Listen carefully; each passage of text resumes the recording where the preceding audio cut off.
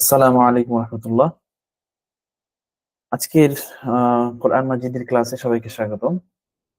আজকে আমরা কোরআন মাজিদের কিছু সাজেশন সংক্রান্ত কথাবার্তা বলবো, পাশাপাশি একদম পূর্ণাঙ্গ প্রস্তুতি নেওয়ার জন্য আহ যে ন্যারো অথবা একটু সাজেশন ভিত্তিক যে পড়াশোনা বা প্রস্তুতি, এটার ব্যাপারে আমি কিছু কথা বলবো।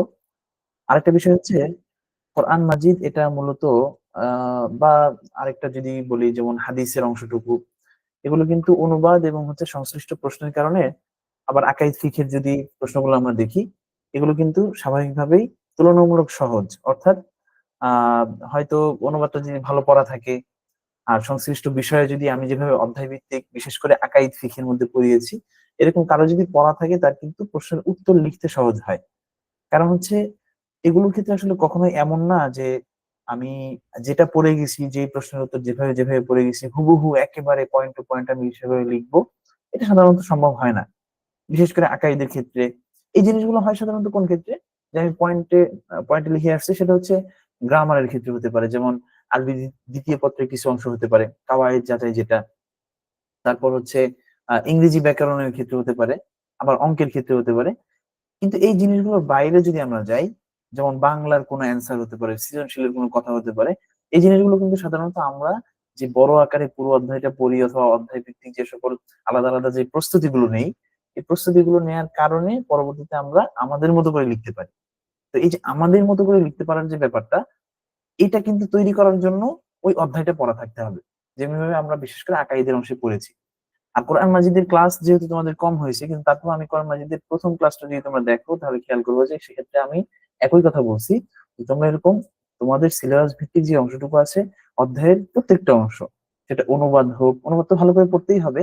অনুবাদের বাইরে সংশ্লিষ্ট প্রশ্ন অথবা সংশ্লিষ্ট কোনো যেমন শানে নজরুল থাকতে পারে, আয়াত সংশ্লিষ্ট শিক্ষা থাকতে পারে, আয়াতের সাথে সম্পর্কিত কোনো বিশেষ কোনো ঘটনা অথবা ঐতিহাসিক কোনো ঘটনা থাকতে পারে। এই জিনিসগুলো খুব ভালো করে শিখতে হয়। হ্যাঁ, সমস্যাটা হয় কোথায়? সমস্যাটা হয় তোমাদের তাহকিকের মধ্যে। কারণ তাহকিক জিনিসটা যদিও এখানে মাত্র 2 মার্কের, কিন্তু তাহকিকের ব্যাপারটা আসলে একটু গভীর। কেন গভীর বলতেছি আমি, যদিও এটা নিয়ে একটু পরে আলোচনা করব, শুধু দেখানোর জন্য আমি বলি।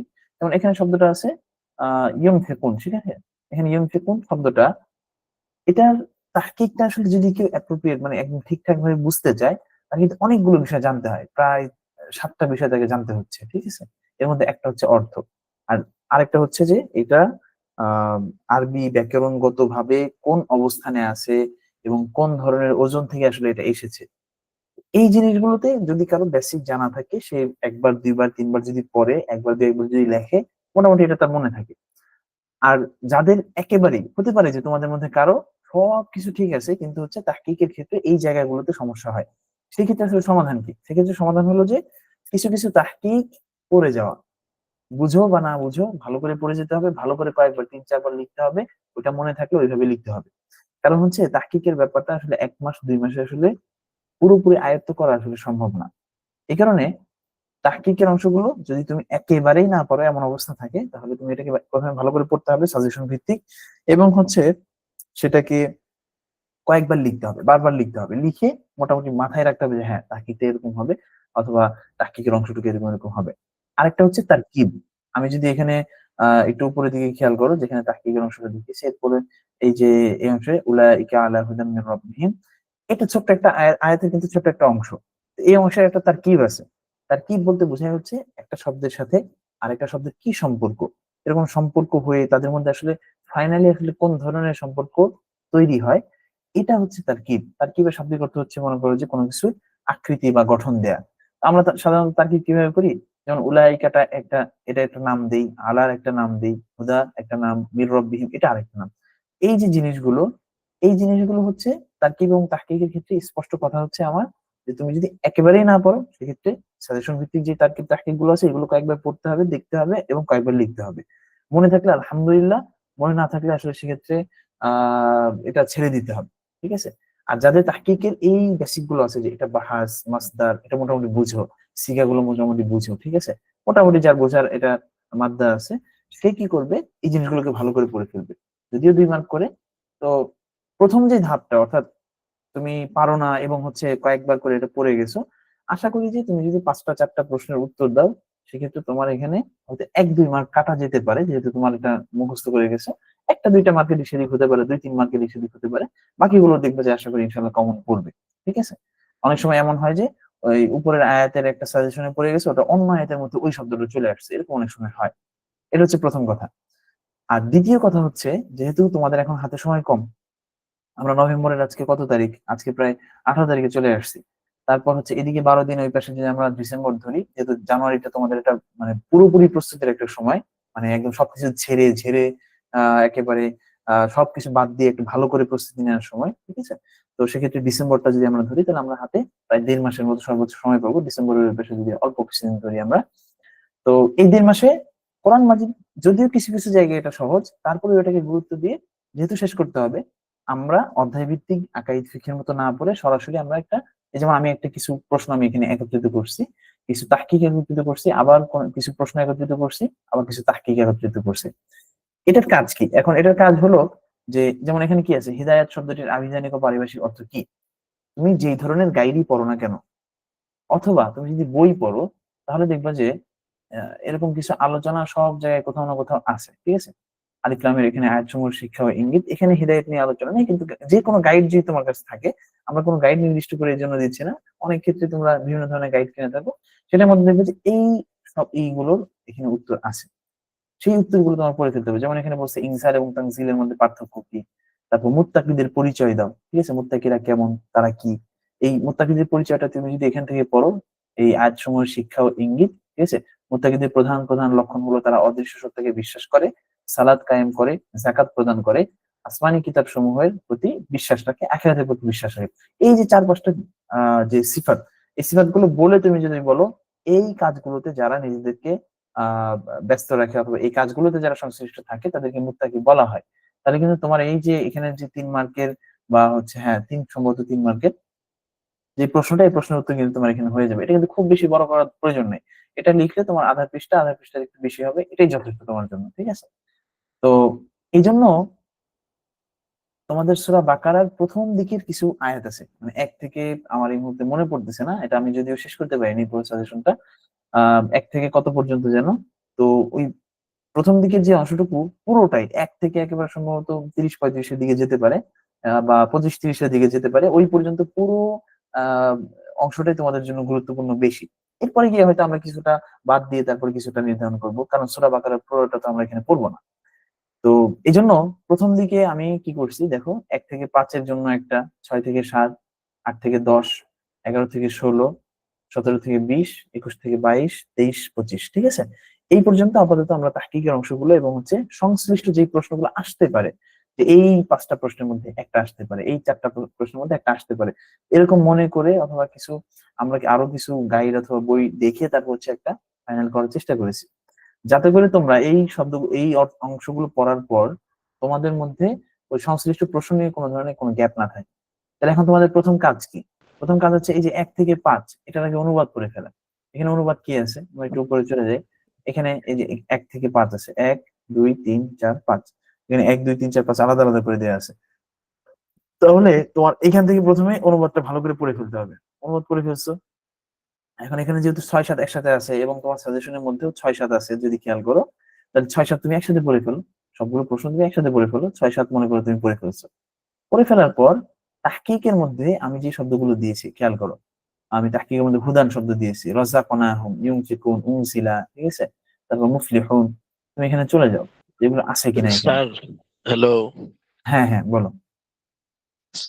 স্যার, 6 7 তো নাই। 6 7 কোথায় নাই? মানে এই যে পুনরাবিন্যাস পাঠ্যসূচি আছে না, আমাদের তো এখন ফার্স্ট সিলেবাস না।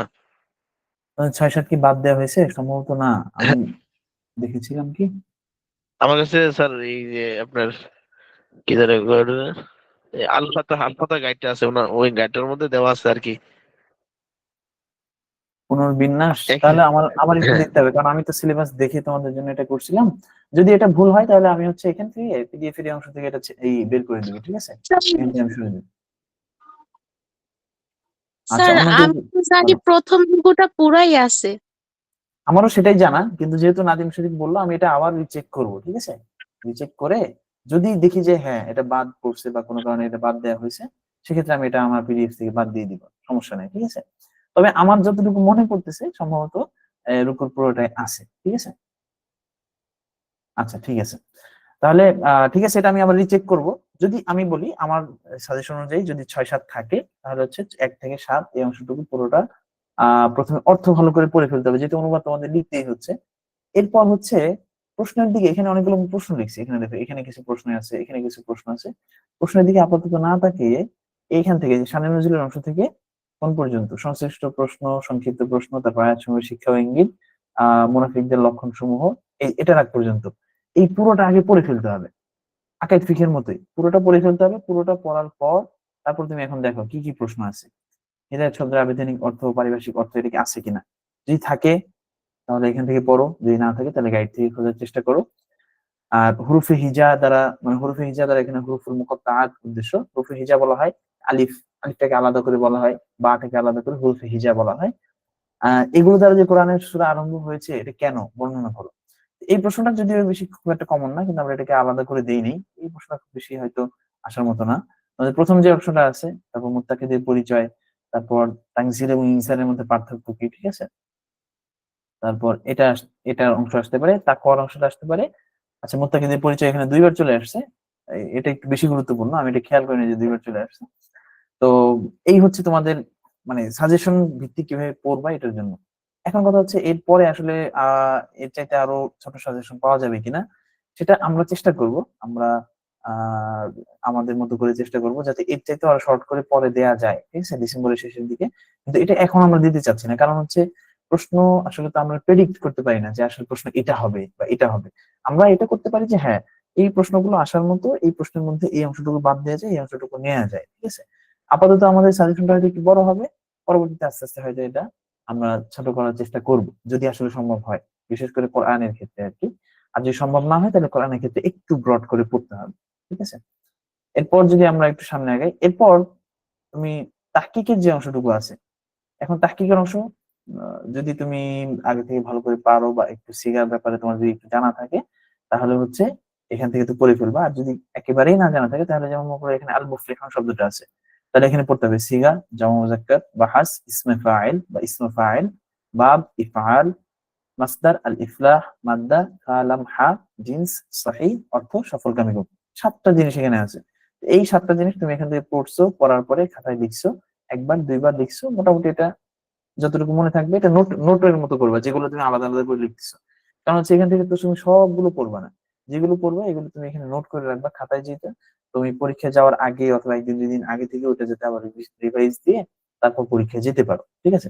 সেক্ষেত্রে আশা করি আমরা যে 10টা যদি আসে তোমার কাছে, মানে 10টা যদি লিখতে হয়, তাহলে আমরা আশা করি যে তুমি কমপক্ষে সেখান থেকে 7টা বা 8টা দিতে পারবা, ঠিক আছে, এটা আমরা আশা রাখি। তো সেক্ষেত্রে হয়তো 1-2 মার্কের তোমার হয়তো এখানে একটু ছাড় দেওয়া লাগতেছে। এরপর এরকম 6-7 এখানে আছে, তারপর 8 থেকে 10 আমার যতটুকু মনে পড়ে আমি সিলেবাস অনুযায়ী করেছি, এবং 1 থেকে 25 পর্যন্তই সিলেবাসে আসলে আছে, ঠিক আছে। আমাদের পুনর্বিন্যাস কিন্তু সিলেবাসে আছে। তোমরা এই পড়াটা এখন শুরু করবা। শুরু করার মধ্যে আপাতত হচ্ছে তোমাদের এই যে 1 থেকে 7-এর যে অংশটুকু, অর্থাৎ এই যে এই পর্যন্ত, এই অংশটা তোমাদের পড়া থাকবে। এটা আসলে সবগুলো পুরোটা তো আসলে পড়াই দেওয়ার মতো কিছু না। তোমাকে আমি যদি এখন অনুবাদ পড়াই দিই, এতে করে তোমার খুব একটা উপকার হবে না। কিন্তু তোমাদের আসলে কাজ কোন জায়গায়, কাজ হচ্ছে তুমি এটা পড়ে একটা জায়গায় সমস্যায় পড়ছো, একটা জায়গায় তোমার অসুবিধা হচ্ছে, এই জিনিসটা তোমরা গ্রুপে অথবা আমাকে জানাও, ঠিক আছে। জানানোর পরে সেইটা আমরা ইনশাল্লাহ সমাধান করার চেষ্টা করবো। আমার কথা কি বোঝা যাচ্ছে? আশা করি বুঝতে পারতেছেন। তো জি আজকে যেহেতু স্যার। এটা নিয়ে আমাদের কথা আসতেছে, তো এই কোরআনের এই অংশটুকুর পুরোটা তোমাদের হচ্ছে কি বলে সিলেবাসটা ইনশাল্লাহ আমি দ্রুত তোমাদেরকে এটা আজকে দিয়ে দিব, এই ছোটটা। তারপর ইনশাল্লাহ আস্তে আস্তে পুরোটাই আমি শেষ করে ফেলবো, শেষ করে তারপর তোমাদের কাছে পৌঁছে দিব, ঠিক আছে। এরকম আকাইদের ক্ষেত্রে হয়তো আমরা কিছু প্রশ্ন নির্দিষ্ট করে দিব। তারপর হচ্ছে আহ আরবি প্রথম পত্রের ক্ষেত্রেও একই কথা। আরেকটা ব্যাপার হলো, এটা সবগুলোর ক্ষেত্রে, সবার ক্ষেত্রে, সবগুলোর ক্ষেত্রে, বিশেষ করে যেগুলোর ক্ষেত্রে নৈর্ব্যক্তিক আছে, তোমাদের যে সৃজনশীল থাকুক, তারপর আকাইদ ফিক, তারপর হচ্ছে কোরআনের ক্ষেত্রে, হাদিসের ক্ষেত্রে তোমাদের এমসিকিউ আছে। এমসিকিউ এর ক্ষেত্রে আমার পরামর্শ হচ্ছে তোমরা বইয়ের, গাইডের, যেখানে যত ধরনের এমসিকিউ পাও, ঠিক আছে। আমি তো কিছু অংশ দিছি, লম্বা একটা অংশ তোমাদের আমি এখান থেকে দিছি। এছাড়াও মনে করো যে আমি তোমাকে কোন একটা অধ্যায়ের 50টা এমসিকিউ দিছি, তুমি কোন একটা গাইড তোমার কাছে, আমি ধরে নিলাম যে তোমার কাছে দার্সন গাইড আছে, দার্সন গাইডের মধ্যে দেখতেছো না এখানে তো 50টা না, এখানে 75টা এমসিকিউ দেওয়া আছে, তুমি 75টা পড়ে ফেলো। এমসিকিউ এমন একটা জিনিস, এটা হচ্ছে তুমি যেখানে পাবা, যতটুকু পাবা পুরোটা পড়ে ফেলতে হবে। গাইডে হোক, সাজেশনে হোক, বইতে হোক, কোন শিট, কোন নোট, যেখানে হোক না কেন পুরোটা পড়ে ফেলতে হবে। কারণ এমসিকিউ এমন একটা জিনিস, তুমি একটা টিক দিছো ক নম্বর যদি উত্তর হয়ে থাকে, তুমি 1 নম্বর পেয়ে গেছো, তোমার এখানে আর কোনো কষ্ট নেই। কিন্তু কোন জায়গায় তুমি যদি খ, গ অথবা ঘ দাও, তাহলে কিন্তু তোমার 1 নম্বর খুব কষ্ট ছাড়াই চলে গেল। ঠিক আছে, মানে তুমি পরিশ্রম করার সুযোগ পাও না, তোমার নম্বর কিন্তু এখানে চলে গেছে। এই জিনিসটাকে এই জন্য একটু বেশি গুরুত্ব দাও। কারণ হচ্ছে তুমি তাহকিকের ক্ষেত্রে 1 নম্বর তোমার কাটা যেতে পারে, কিন্তু তুমি চেষ্টা করবে তোমার এমসিকিউর ক্ষেত্রে যাতে কোনো নম্বর কাটা না যায়। কারণ সংশ্লিষ্ট প্রশ্নের উত্তরে তুমি লিখতে গিয়ে হয়তো একটু এদিক সেদিক হয়ে গেছে, অথবা কমন না পড়ার কারণে তুমি পুরোটা ভালো করে লিখতে পারো নাই, তুমি 3-এর জায়গায় 2 পাচ্ছ। অনুবাদে হয়তো 5-এর জায়গায় মাঝে মধ্যে 4 দিতেও পারে। ঠিক আছে, তোমার হয়তো শেষের লাইনের অনুবাদটা তোমার সুন্দর হয় নাই কোনো কারণে, দিতেও পারে। কিন্তু এমসিকিউটা যদি তুমি 40-এ 40 পাও, এখানে 2-1 করে তুমি কম পাও, সেক্ষেত্রে কিন্তু তোমার এখানে প্লাস থাকবে না বা আটকে থাকবে না ইনশাআল্লাহ। ঠিক আছে, এই জন্য তোমাদের যত গাইড থাকুক না কেন, নোট যা আছে সবগুলো থেকে তোমরা এমসিকিউ করবা। সেটা বাংলা হোক, তোমাদের যদি অন্যান্য যে সকল বিষয় এমসিকিউ আছে, যেই বিষয়ে হোক না কেন, সবগুলো বিষয়ের একই কথা। ঠিক আছে, আর হচ্ছে এখন থেকে লেখার প্র্যাকটিস করো প্রচুর।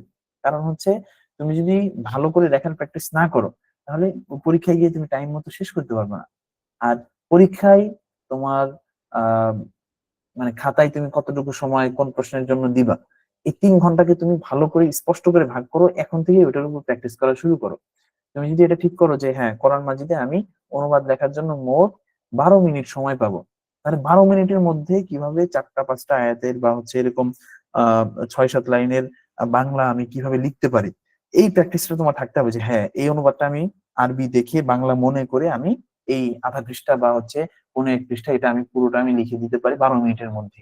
ঠিক আছে, 12 মিনিট কিন্তু অনেক সময়, 1 পৃষ্ঠা লেখার জন্য 12 মিনিট অনেক সময়, কিন্তু অনুবাদ বুঝে খেয়াল করে লেখার জন্য 12 মিনিট কিন্তু আবার মোটামুটি একটা মধ্যম মানের সময়, খুব বেশি সময় আসলে না। কিন্তু তুমি যদি প্র্যাকটিস করো এবং বারবার এটা লেখারই করো যে হ্যাঁ, আমার 10 মিনিট সময় আমি হাতে নিব, যে তোমার হাতে 12 মিনিট আছে, তাহলে আমি 10 মিনিটে শেষ করার চেষ্টা করবো। এতে করে আমার হাতে এক্সট্রা 2 মিনিট থাকবে, এটা হয়তো আমি আরেক জায়গায় যেখানে আমার অনুবাদটা মনে পড়তেছে না, সেখানে হয়তো আমি ব্যয় করতে পারবো। এই প্র্যাকটিসটা এখন থেকে শুরু করো যে আহ আমার আকাইদের কোন কোন প্রশ্নে আমি কতটুকু সময় পাবো। আমি তোমাদেরকে মনে হয় একদিন হিসাব দিয়েছিলাম, ওই যে পরীক্ষায় প্রস্তুতির ব্যাপারে তোমাদের যে কথাটা বলছিলাম, তো ওই ব্যাপারে মনে হয় ওখানে আমি একটা কথা বলছিলাম। আরেকটা বিষয় হলো, আমার ভিডিওটা আসলে ক্যামেরাটা ভালো না থাকার কারণে আমি হয়তো, তারপর আমি ভিডিওটা একটু দেখাচ্ছি, খেয়াল করো। সেটা হলো উম, আচ্ছা, দেখি আমাকে দেখা যাচ্ছে কিনা।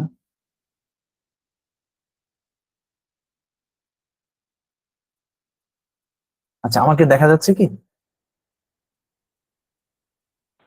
জি স্যার।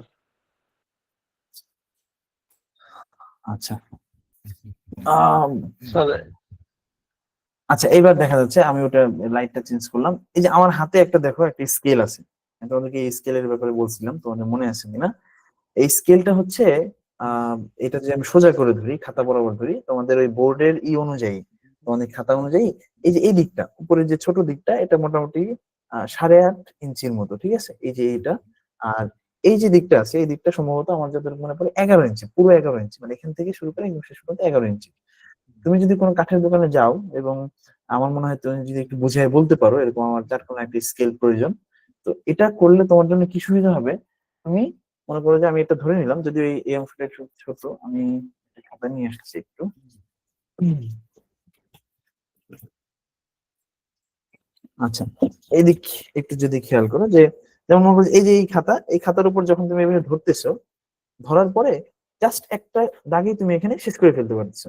কিন্তু তোমার হাতে যদি একটা স্কেল থাকে, মানে এখানে যেমন একটা স্কেল যেমন হয়, তো এইদিকে একবার দাগ দিবা, এদিকে একবার, এদিকে একবার, সময় পাবা না। এখন অনেকে মনে করতে পারে যে না, পরীক্ষার আগে তো অনেক সময় আছে, তাহলে তো আমি ওই সময় দাগ দিয়ে দিয়ে সবগুলো সুন্দর করে রেখে দিতে পারবো। কিন্তু পরীক্ষার মাঝখানে যখন তুমি লুজ শিট নিবা অথবা এক্সট্রা কোনো শিট নিবা, তখন কিন্তু তোমার দাগ দেওয়ার জন্য সময় থাকবে না। তুমি এটা ধরবা, এটা ধরে জাস্ট, আমি তো ক্যামেরায় দেখাতে পারতেছি না, আসলে ক্যামেরায় এটা দেখা যাবে কিনা আমি জানি না। তো এটা ধরে জাস্ট মনে করো যে, আমি যদি একটু দেখাই, এটা ধরে জাস্ট এইভাবে একটা টান দিবা, তোমাদের এই অংশের লেখাটা শেষ হয়ে গেল, দাগ দেওয়াটা শেষ হয়ে গেল, ঠিক আছে।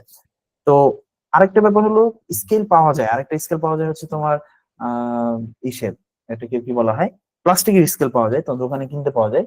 কিন্তু ওটা সমস্যা হচ্ছে কি, ওই স্কেলটা এটার চাইতে বড় হয়, সেক্ষেত্রে ওই কর্নারে গিয়ে দাগটা পড়ে, যার কারণে খাতাটা সুন্দর দেখা যায় না। আমার কথা কি বুঝে গেছে? এই জন্য তোমরা চেষ্টা করবা যদি সুযোগ থাকে, এবং তুমি যদি এটাতে কমফোর্টেবল হও যে না আমি চারদিকে দাগ দিয়ে আমি লিখবো, সমস্যা নাই, তাহলে তুমি এটা করতে পারো। আর এই যে এইটুকের মধ্যে যে পার্থক্য, এটা কিন্তু খুব বেশি বড় হবে না, সর্বোচ্চ 1 ইঞ্চি হবে।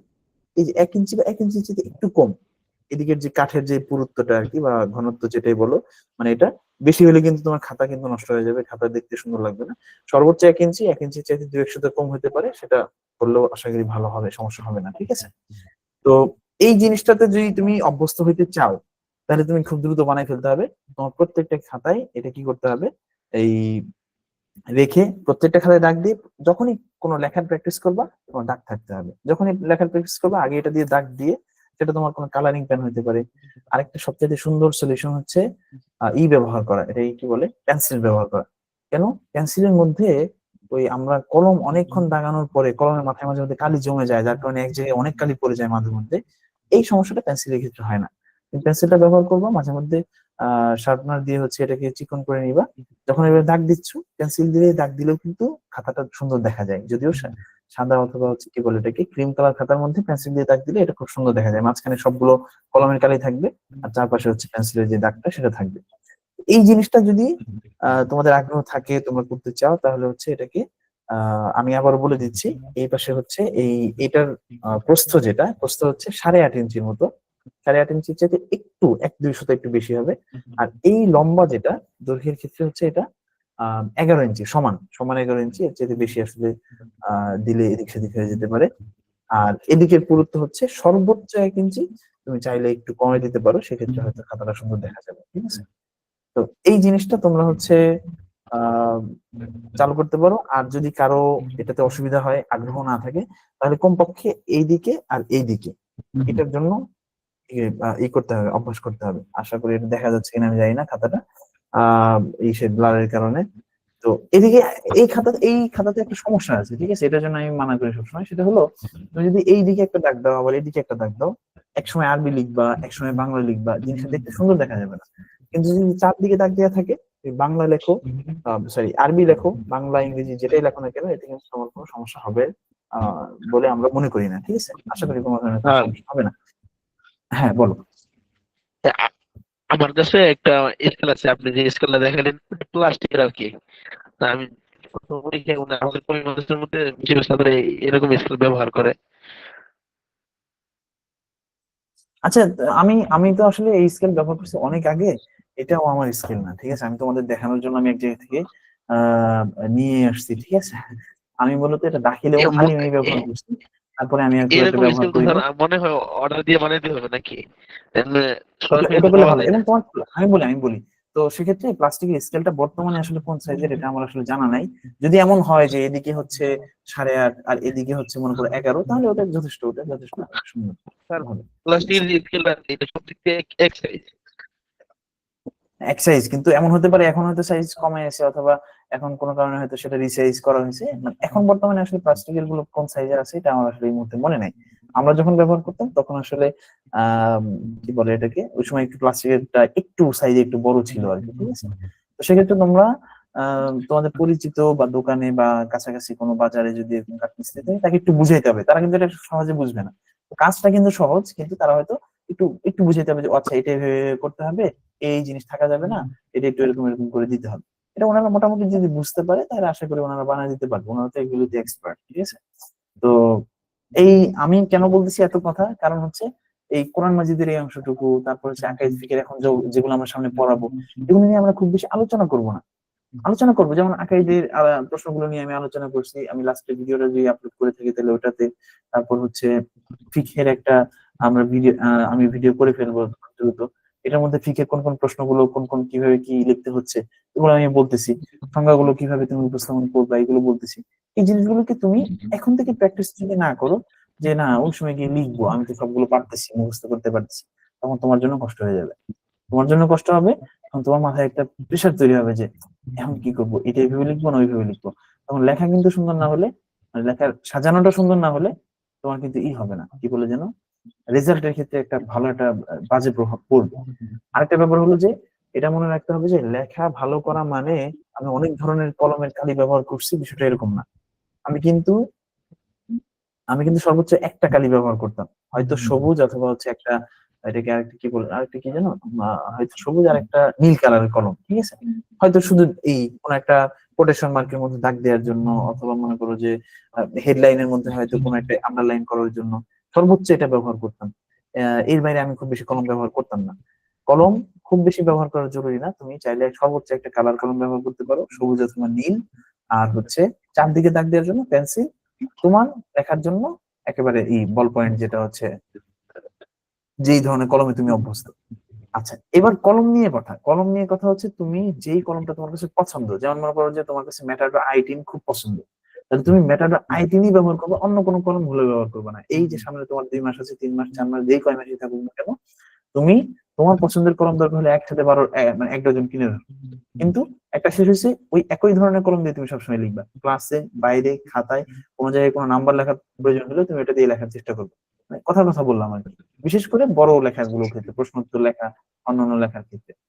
কেন? কারণ কলমে অনেক প্রভাব পড়ে। তুমি দেখবে যে কেউ যদি মেটাডো রাইটিং দিয়ে লিখতেছে, হঠাৎ করে পিন পয়েন্ট দিয়ে শুরু করছে, একটা মোটা একটা চিকন, দেখতে খুবই বাজে দেখাচ্ছে।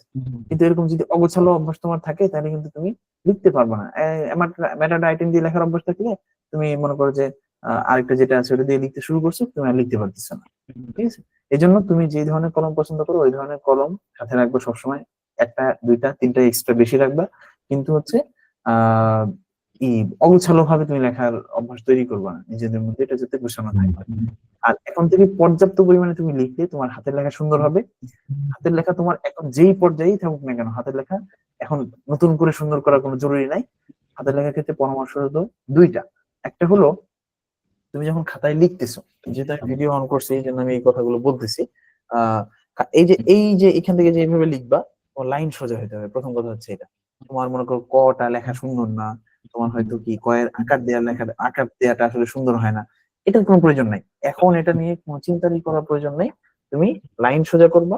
আরেকটা জিনিস বলছি, যখন তুমি একটা প্যারা লিখবা, তখন এক লাইন থেকে আরেক লাইনের মাঝখানে যেন খুব বেশি ফাঁকা না থাকে, অল্প ফাঁকা একেবারে। নাদিম শরীফ যে লেখাটা আমাকে তুমি দিছো, ওই লেখাটা আমার কাছে খুব পছন্দ হয়েছে, কিন্তু একটা জায়গায় তোমাকে আমি বলছিলাম কারেকশন করতে হবে, সেটা হচ্ছে যে একটা লাইন থেকে আরেকটা লাইনের মধ্যে এত পরিমাণে ফাঁকা দেওয়া যাবে না। যতটুকু ফাঁকা না দিলেই নয়, যে এতটুকু ফাঁকা না দিলে এটা অসম্ভব হয়ে যাচ্ছে, ততটুকু ফাঁকা দিয়ে সাথে সাথে সাথে কাছাকাছি লিখতে হবে। তারপর একটা শব্দের সাথে আরেকটা শব্দ, যেমন আমি লিখতেছি যে কোরআন মাজিদ, কোরআন এবং মাজিদের মধ্যে বড় করে ফাঁকা দেওয়া যাবে না, যে বড় করে ফাঁকা দিয়ে প্রত্যেকটাতে ফাঁকা দিলে তো অনেক লেখা হয়ে যাবে না। আমি যেটা বলছি যে কোরআন এবং মাজিদ এর মাঝখানে যতটুকু ফাঁকা দিলে সুন্দর দেখা যায় অল্প একটু, সেটা যদি 1 ইঞ্চি 4 ভাগের 1 ভাগ হয়, 1 ইঞ্চি 6 ভাগের 1 ভাগ হয়, অতটুকু ফাঁকা দিয়ে তারপর তুমি সামনে আগাবা। এটা একটা পরামর্শ।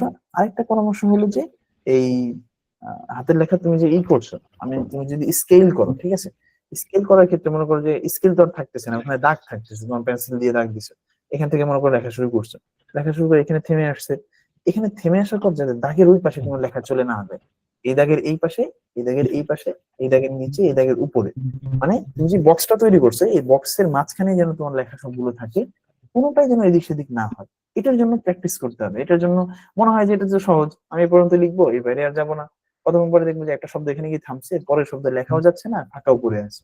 কিন্তু যদি তুমি এটা প্র্যাকটিস করো, তখন তোমার মাথায় আগে থেকেই, মানে লাইনের শুরুতেই চিন্তা থাকবে যে কোন শব্দ কত দ্রুত, কতটুকু বড় ছোট করে লিখলে আমার শেষের লাইনে গিয়ে, মানে শেষের অংশে গিয়ে আমার ফাঁকাও থাকবে না, আবার শব্দ বাকি থাকবে না। ঠিক আছে, এই জিনিসগুলো প্র্যাকটিসের বিষয়। এখন প্র্যাকটিস আলাদা কোনো কিছু করতে হবে না, আজকে যে কোরআন পড়তেছো এটাই প্র্যাকটিস করো, আজকে যে আকাইদ পড়তেছো, আজকে যে বাংলা পড়তেছো, ইংরেজি পড়তেছো, অন্য কিছু পড়তেছো, এটাই আজকে প্র্যাকটিস করা শুরু করো। আমি আশা করতেছি যে আমার কথা যদি তোমরা আসলে ফলো করো, ইনশাআল্লাহ কাজে লাগবে, এবং এগুলো তোমরা ফায়দা পাবা। আর হচ্ছে দাখিল এবং আলিমের ক্ষেত্রে আমি এটা একেবারে ফুললি এটাকে আমি কন্টিনিউ করছি। আমার মনে পড়ে যে আহ দাখিল এবং আলিমের আমার মনে পড়ে সবগুলো পরীক্ষা, একদম সবগুলো পরীক্ষায় আমি স্কেল ব্যবহার করছি, সবগুলো পরীক্ষায় আমি মাত্র একটা কালার কলম ব্যবহার করছি, সবগুলো পরীক্ষায় পেন্সিল, হয়তো সবগুলো পরীক্ষায় আমি ব্যবহার করি না, তবে পেন্সিল ব্যবহার করাটা ভালো, পেন্সিল ব্যবহার করছি। আর কলমের জন্য আমি এক ধরনের কলম, আমি ম্যাটাডোর i10 পছন্দ ছিল, ম্যাটাডোর i10 আমি একসাথে 3-4টা করে বা 4-5টা করে আমি রাখতাম, যাতে করে কোনোটার কারণে কোনোটা সমস্যা না হয়। সাধারণত 3টা রাখলেই হয়, বাকি হচ্ছে মাঝে মধ্যে হয়তো বেশি রাখতাম। তো এই জিনিসগুলো তুমি এখন থেকে ঠিক করে নিলে তোমার মাথাটা ফ্রেশ থাকবে যে আমার সবকিছু ক্লিয়ার, আমার গোল ক্লিয়ার, আমার টাইম ক্লিয়ার, আমার কোন জায়গা থেকে লেখা শুরু করবো, কি লিখবো, কোনটা কতটুকু লিখবো, সবকিছু আমার কাছে ক্লিয়ার। কোন প্রশ্ন আমরা কতটুকু লিখবো, কোন প্রশ্নের জন্য আমি কতটুকু সময় পাবো, সবকিছু আমাদের কাছে ক্লিয়ার থাকবে। তোমার এই জিনিসগুলো যখন ক্লিয়ার থাকবে, এখন তোমার একটা প্রশ্ন যদি একটু কমও জানা থাকে, তারপর তোমার লিখতে দেখবে যে একটা ফ্রেশনেস কাজ করতেছে, একটা ভালো লাগা কাজ করতেছে, তোমার আশা করি সমস্যা হবে না। ঠিক আছে, এই জিনিসগুলো তোমরা খেয়াল করার চেষ্টা করবা। আর আমি কোরআনের জন্য যেই সাজেশন গুলো দিচ্ছি, এই সাজেশন গুলো প্রত্যেকটা অংশ পড়ে পড়ে পড়ে পড়ে আপডেট দেওয়ার চেষ্টা করবা। তা আমাকে পার্সোনালি দিতে পারো, তুমি গ্রুপে দিয়ে দিতে পারো, আমি কিন্তু তোমাদের গ্রুপে নিয়ে এগুলো মাঝে মধ্যে পড়ি, মাঝে মধ্যে ওটা দেখার চেষ্টা করি কি কোনটা লিখছে। আমার সাবজেক্ট কিন্তু ইংরেজি না, তারপরে আমি মাঝে মধ্যে ইংরেজি দেখি। আমার সাবজেক্ট বাংলা না, আমি তারপরে বাংলা দেখি, আমি দেখি যে আমি কি করছি, তোমাদের লেখার অবস্থা কি, তারপর তোমাদের আসলে পড়ার অগ্রগতি কেমন। যদিও তোমরা মাঝে মধ্যে আসলে দেখি অনেক সময় ক্লাসে অনেক হয়তো সবাইকে সবসময় পাওয়া যায় না, এই জিনিসটা আহ আমাদের জন্য একটু খারাপ লাগে যে আসলে তুমি ভর্তি হয়েছে এত টাকা খরচ করে, তুমি এটার সাথে থাকতেছো না কেন। আর হচ্ছে অনলাইনে কিছু আসলে সীমাবদ্ধতার কারণে আমাদের ক্ষেত্রে আসলে কিছু দুর্বলতা এখানে প্রকাশ পায়। যেমন মনে করো যে আজকে ধরে নিই যে এখানে আমার এখানে নেটওয়ার্ক কাজ করতেছে না, আমি কিন্তু চাইলেই তোমাদের ক্লাস নিতে পারবো না। ঠিক আছে, এই যে জিনিসগুলোর কিছু ব্যারিয়ার থাকে, এগুলোর বাইরে গিয়ে তোমাকে চেষ্টা করতে হবে। ঠিক আছে, হ্যাঁ হ্যাঁ, আমাকে টেলিগ্রামে নক করতে পারবো, সমস্যা নেই। তবে হয়তো মাঝে মধ্যে রিয়েল টাইমে হয়তো আপডেট পাওয়াটা একটু কষ্ট। যেমন মনে করো আমি যদি আমি কোথাও আমি আরেক জায়গায় ক্লাস নেই, সেখানে যদি ক্লাস নেওয়ার অবস্থায় থাকি অথবা অন্য কোথাও থাকি, তাহলে হয়তো উত্তর দিতে বা অ্যান্সার দিতে হয়তো একটু দেরি হতে পারে।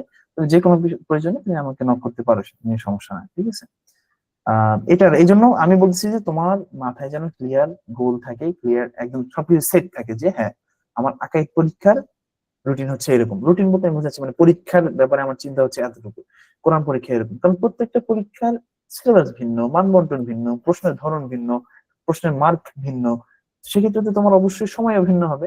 তাহলে কোনটা কোন সময় কতটুকু কিভাবে লিখবা, এটা আস্তে আস্তে, যেমন আজকে কোরআন মাজিদ নিয়ে বসছো, তাহলে কালকে বা পরশু দিন তুমি বাংলা নিয়ে বসো, তারপরের দিন হয়তো তুমি গণিত নিয়ে একটু বসো। ঠিক আছে, এরকম যে বিষয়গুলো, ঠিক আছে, এই বিষয়গুলো তোমার মাথায় রাখার চেষ্টা করো। আল্লাহ তাআলা সহজ করবেন। তোমার প্ল্যান পরিকল্পনা ভালো থাকলে এবং আল্লাহর উপর ভালো করে ভরসা থাকলে ইনশাআল্লাহ আল্লাহ তাআলা তোমাকে সাহায্য করবেন, এটা আমরা আশা করি। তো আমি একটু ভিডিওটা অফ করি। সেটা হলো, তাহলে কোরআন মাজিদের ক্ষেত্রে আমি যে কথাটা বলছি এটা আশা করতেছি তোমরা বুঝতে পারছো। কোরআন মাজিদের স্যার, ক্ষেত্রে হ্যাঁ হ্যাঁ আপনি যে পিডিএফ মানে যেগুলো এখন পড়াচ্ছেন এগুলোর কি পিডিএফ দেওয়া হবে? হ্যাঁ, এই পিডিএফটা আমি এই যে পিডিএফটা দেখাচ্ছি, এই পিডিএফটা আমি দিয়ে দিব, এটা তোমাদের জন্যই তৈরি করা। ঠিক আছে, আচ্ছা। তোমাদের জন্যই তৈরি করা, এটা আমি দিয়ে দিব। আচ্ছা, এটা দিয়ে দিব। আর হচ্ছে আমি এটা তো মাত্র 25 নম্বর আয়াত পর্যন্ত আছে, এরপরে আমি আরো কিছু অ্যাড করব। ঠিক আছে, এরপরে আমি আরো অনেক কিছু অ্যাড করব, অ্যাড করে পরবর্তীতে আপডেট পিডিএফটাও দিয়ে দিব। ঠিক আছে, আমার বিষয়গুলো নিয়ে আশা করি এইভাবে আমরা আগায় যাবো আর কি শেষের দিকে। আর হচ্ছে তোমরা এই সিলেবাস অনুযায়ী, সাজেশন অনুযায়ী তোমরা পড়া শুরু করো, ভালো করে পড়া শুরু করো। ঠিক আছে, আর ডিসেম্বরের শেষের দিকে অন্যান্য জিনিসের সাজেশন তোমরা পাবাই। বাকি কোরআন মাজিদের জন্য এর চাইতে ছোট সাজেশন হবে কিনা এটা আমি আসলে চেষ্টা করব, আমার চেষ্টার উপরে তোমরা আসলে ছেড়ে দাও। কারণ হচ্ছে কোরআন মাজিদের ক্ষেত্রে কিছু বিষয় ছোট করা অনেক সময় যায় না, অনেক সময় বলা যায় না যে আসলে এর মাঝখান থেকে কোনটা আসতে পারে। এই ক্ষেত্রে হয়তো কোরআন মাজিদের একটু ব্রড হতে পারে পড়াটা। ঠিক আছে, তো আজকে ক্লাস এই পর্যন্তই। আজকে ওভারঅল অনেক বিষয় নিয়ে আসলে কথা হলো। তোমাদের এর মাঝখানে কারো কোনো প্রশ্ন থাকলে তোমরা করতে পারো, কোনো বিষয় জানা থাকলে বলতে পারো। স্যার, হ্যাঁ, নাদিম বলো। আগামী আগামী ক্লাসের জন্য কি পড়া রইলো? মানে আগামী ক্লাসের জন্য 1 থেকে 7, যেটা বললাম 1 থেকে 7 পড়া। তো আমার যতটুকু মনে পড়তেছে তোমাদের 7 নম্বর পর্যন্ত আছে। ঠিক আছে, প্রথম গ্রুপ আমার যতটুকু মনে পড়তেছে আছে, তোমরা 1 থেকে 7 পর্যন্ত পড়ো। এবং আমি বলতেছি যে তোমার 1 থেকে 7 যদি পড়া হয়ে যায়, তুমি এরপরেও পড়া শুরু করো, মানে আমার জন্য থেমে থেকো না। কারণ সপ্তাহে একটা ক্লাসের জন্য তুমি যদি থেমে থাকো, তাহলে অনেক সময় আজকে সময় পাইছো, তাহলে 7-এর জায়গায় তুমি 10 পর্যন্ত পড়ে ফেলো, আলহামদুলিল্লাহ ভালো। সামনের ক্লাসে যদি আমরা 10 পড়া দিই, তাহলে তুমি 16 পর্যন্ত পড়ে ফেলো। এটা তো তুমি তুমি নিজে আগাচ্ছ, এটা তোমার জন্য ক্লিয়ার হচ্ছে, পথ তোমার জন্য সহজ হচ্ছে। ঠিক আছে, সবাইকে বলছি, যারা পরবর্তী ভিডিও শুনবে সবার জন্য আমি বলছি, এটা করে শুরু করো। কারণ আমি তো এখন সাজেশনে একটু ফোকাস করতেছি, তো এই জিনিসটা শেষ করলে তোমরা এদিক দিয়ে পড়াটা শেষ করে ফেলো। আর এমসিকিউ এর ক্ষেত্রে সেই একটা কথাই, যেখানে যে অবস্থায় যতটুকু এমসিকিউ পাও ওগুলো পড়া শুরু করে দাও, ওগুলো ভালো করে শেষ করার চেষ্টা করো, ঠিক আছে? সবগুলো যেখানে পাচ্ছ ওখান থেকে একটু পড়ে ফেলো। আজকে এই পর্যন্তই। স্যার আপনি আল্লাহ তোমাদের এক এক পরিকল্পনা। হ্যাঁ, এক- এক থেকে 7 পর্যন্ত আয়াত আর সংশ্লিষ্ট যত প্রশ্ন আছে এগুলোর উত্তর লিখি। আর আপনি তো এখানে দেখলাম যেটা হ্যাঁ, হ্যাঁ। যে প্রশ্নগুলো দেওয়া আছে উত্তরগুলা অনেকগুলো তো ইয়ার মধ্যে নাই, আপনার গাইডের মধ্যে পাওয়া যায় না। আচ্ছা, আপাতত যেটা পাওয়া যাচ্ছে না এটাকে তুমি আহ এখানে খোঁজার চেষ্টা করবা, এই যে এখানে বিশ্লেষণে খোঁজার চেষ্টা করবা। সেটা না পেলে আপাতত তুমি একটু মার্ক করে রাখো। সেটা নিয়ে আমাদের যদি গাইডে এবং এখানেও না থাকে, আশা করি এটা আসবে না হয়তো, অথবা আমি হয়তো এমন জায়গা থেকে দিয়ে ফেলছি যে যার কারণে হয়তো এটা হয়তো খুব বেশি কমন নাও, এরকম হতে পারে, ঠিক আছে? আমি তো একটু এক্সট্রা করে নেওয়ার চেষ্টা করছি, আমি চাইলে তো এখানে 5টা দিতে পারতাম, আমি এখানে প্রায় 11টা বা 10টা দিয়েছি, ঠিক আছে? সুতরাং এক্ষেত্রে আশা করি সমস্যা হবে না। একটা দুইটা শর্ট করলে তুমি জাস্ট দাগায় রাখলে সেটা আমাকে তুমি ইনফর্ম করবে একটু কষ্ট করে, ঠিক আছে সবাই? ঠিক আছে, যদি একটা উত্তর না পাও তাহলে আমাকে ইনফর্ম করে রাখো, আমি চেষ্টা করবো সাজেশনটা আগে শেষ করি, মানে যে কাজটা আমি ধরছি এটাকে শেষ করি, শেষ করে তারপরে তোমাদের এর মাঝখানে যদি আরো কিছু এক্সট্রা কিছু করা যায় এটা আমি করার চেষ্টা করবো আর কি, ঠিক আছে? তবে এটা এখন হয়তো আমি আপডেট দিতে পারছি না, আমি আগে সাজেশনটা শেষ করতে চাচ্ছি, ঠিক আছে? তাহলে আজকে জি এই স্যার। পর্যন্তই। সুবহানাকাল্লাহুম্মা ওয়া বিহামদিকা আশহাদু আল্লা ইলাহা ইল্লা আনতা আস্তাগফিরুকা ওয়া আতুবু ইলাইক। আসসালামু জি, আলাইকুম। আসসালামু আলাইকুম।